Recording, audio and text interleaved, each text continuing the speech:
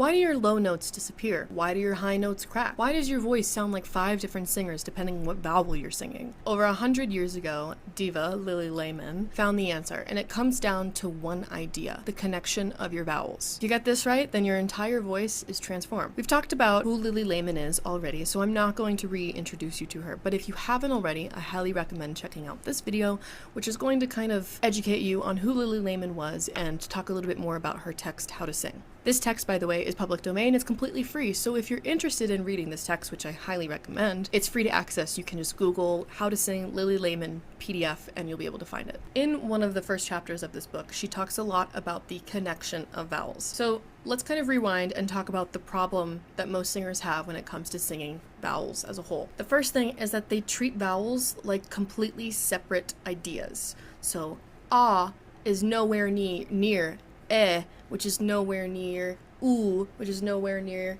e. It's all completely separate. And if you approach vowels this way, every time you switch from one vowel to the next, you completely rearrange the positioning of your larynx, the positioning of the tongue, the positioning of the pharynx, or the space within the pharynx, and then your voice is really inconsistent. It might sound thin, it might crack a lot, it just is weak in general. Lehmann's solution was simple, but important. Vowels must never exist in isolation. She actually wrote, all vowels must contain a certain degree of other vowels. Only in this way can the voice maintain unity. In other words, don't think of vowels as separate boxes. Think of them as colors on a canvas. You're painting from color to color, melting them into each other. So let me do an example of the improper way to sing vowels, and then I'll do an example of the suggested way that Lily recommends. So I'm going to sing all of the vowels, and I'm going to make them super choppy, okay?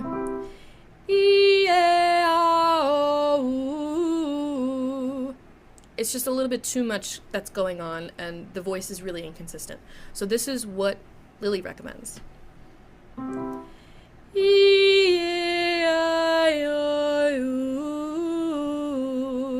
The first sound is super choppy, the second one is a little bit more consistent. So when it comes to the open vowels, Lehmann recommends that we kind of think of them under the context of e or e. And that is for a specific reason, which you can listen about at the video I recommended, but I'm not really going to go into it. We're going to sing all the vowels. We're going to start with e and e. The minute that we open to an ah or an o, we want to make sure that we're still thinking of them under the context of e and e. And I've said before that this is going to make singing feel mentally uncomfortable. It should not actually physically feel uncomfortable. It shouldn't hurt, etc., etc. But your brain is going to be like, I don't like this because we've never done this before. Try your hardest to ignore it. And for me, sometimes I have to trick myself into doing that. And how do I do that? I just imagine that I'm purposely trying to sound bad. There's a lot of freedom that comes with it once we approach singing as a bad sound. So let's do yeah. And remember, we have to kind of think of everything being just right behind the teeth. And if you saw the oo vowel, then the oo gets a little bit more forward, but it should never fall back behind your molars. Okay? Let's try it. Ready, and yeah.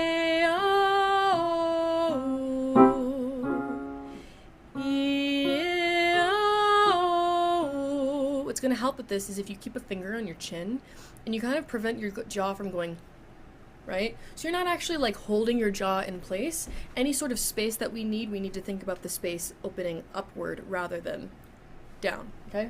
Going on.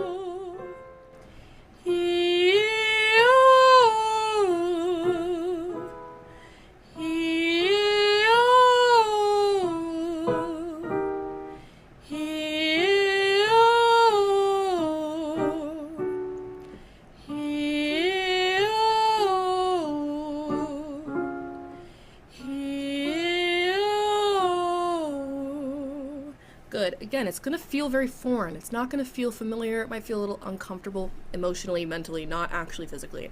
And that's okay. Remembering that when we are moving from one vowel to the next, we're opening upward, not opening downward, right? So instead of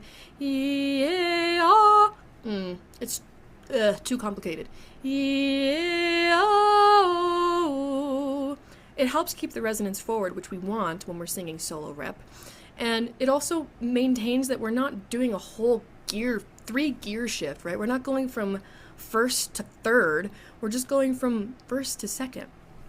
And that's all you really need when it comes to singing in general. It doesn't need to be harder than it actually is. So the next thing that is going to help maintain that there's a connection between the vowels is we're going to add that Y that I talked about at the beginning, the first video I talked about Lily's technique.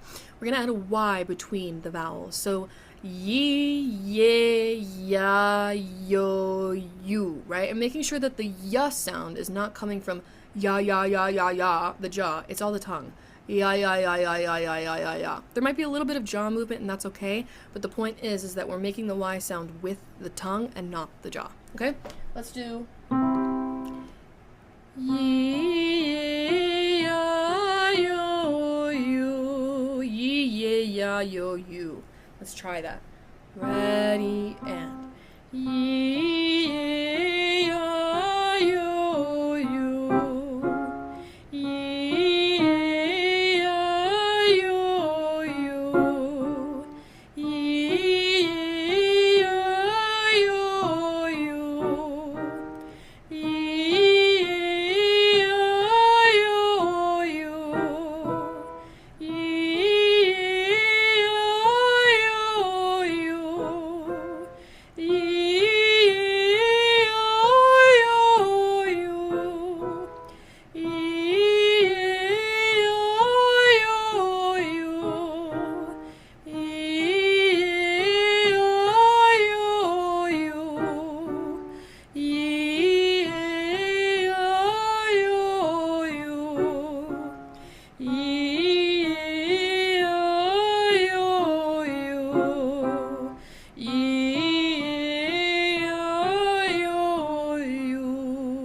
If you need to, slow the exercises down. You don't need to rush through these techniques. So when it comes to singing words that have consonants and maybe don't have the easy connection of e, a, u, we need to almost think that there's an element of all vowels in the one vowel that we're singing. So if we're singing mommy made me mash my M&Ms, we have to think that all of the vowels exist in the one vowel that you're trying to sing. So ah, right, we're not going to sing ma, we're going to sing ma, right? We have to think of all the vowels in that one vowel.